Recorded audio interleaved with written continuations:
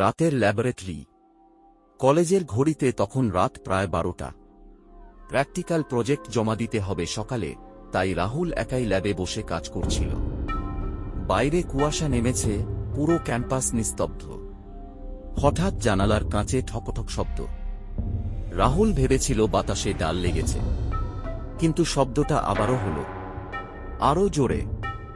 সে জানালার দিকে এগিয়ে গেল, অন্ধকারের ভেতর তাকাতেই দেখল একটা মুখ, ফ্যাকাশে, চোখ দুটো লালচে, আর ঠোঁটের কোণে রক্ত।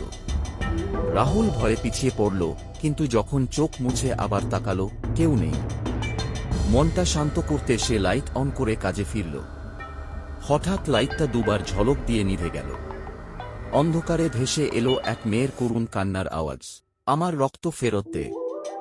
রাহুলের গলা শুকিয়ে গেল।